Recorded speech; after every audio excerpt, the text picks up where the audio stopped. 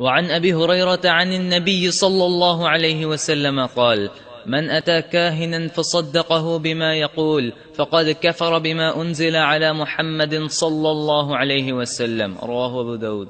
یہ شدید ترین وعید ہے. جناب ابو ہریرہ فرماتے ہیں کہ رسول اللہ صلی اللہ علیہ وسلم نے ارشاد فرمایا: من اتا کاہنا فصدقہ بما یقول، کہ جو شخص کسی کاہن کے پاس آئے، عام طور پہ یہ لوگ بازاروں میں اپنی دکانیں سجائے بیٹھے ہوتے ہیں اور لوگوں کو مستقبل کی خبریں دیتے ہیں. لوگ آ کر سوال کرتے ہیں کہ فلاں تاریخ کو میرا سفر ہے، بتائیے سفر کروں یا نہ کروں.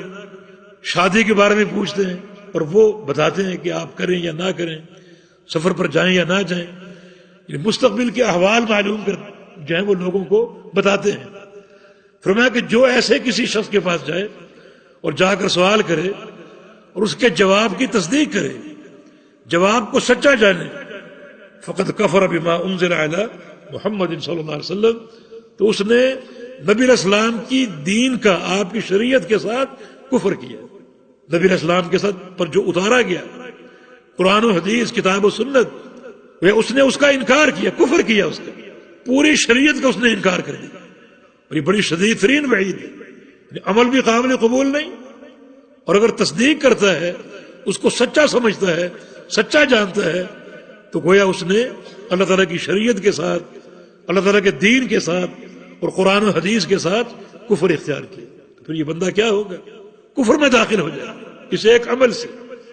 یعنی صرف سوال کرنے پر عمل قبول نہیں، اور جو جواب ملے اس پر یقین کرنے پر تو بندہ کافر ہو جائے. اس نے اللہ تعالیٰ کی شریعت کے ساتھ کفر کیا، انکار کیا اس نے. یہ شدید ترین وعید ہے ایک کاہن کے لیے. یعنی کاہن تو ہے ہی وعید کا مستحق، لیکن جانے والا بھی اس شدید ترین وعید کا مستحق ہے.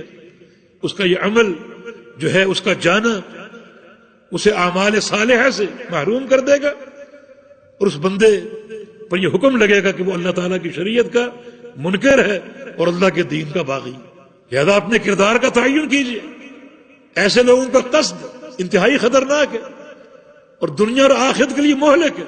مگر جس قدر یہ وعیدیں موجود ہیں، اس قماش کے لوگ بھی بڑی کثرت سے پائے جاتے ہیں. دکانیں سجائے بیٹھے ہیں اور لوگوں کو گمراہ کر رہے ہیں اور شر اس معاشرے میں پھیلا رہے ہیں اور عام کر رہے ہیں. اور خواتین خاص طور پہ ان لوگوں کی زیادتیوں کا شکار ہوتی ہیں، کچے عقیدے ہوتے ہیں.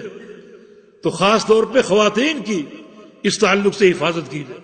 نبی علیہ السلام کی ایک حدیث ہے، جب دجال آئے گا اور اس کا فتنہ پھیلے گا تو سب سے عقل مند اور محتاط اور حازم مرد وہ ہوگا جو اول تو اپنے گھر بیٹھے اور باہر نہ جائے.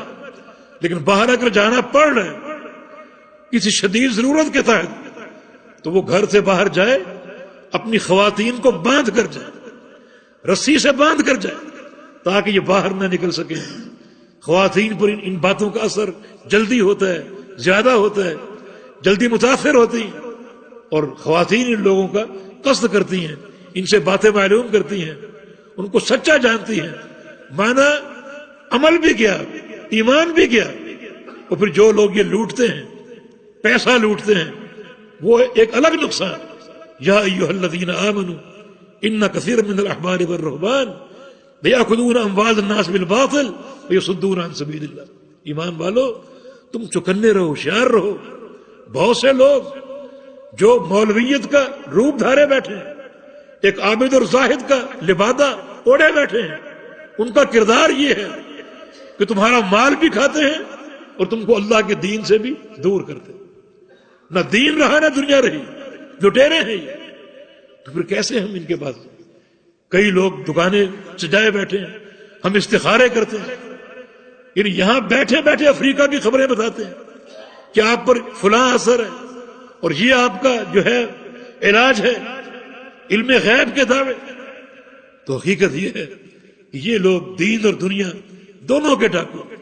انسان جو نہ دین محفوظ رہتا ہے اور نہ اس کی دنیا محفوظ رہتی ہے.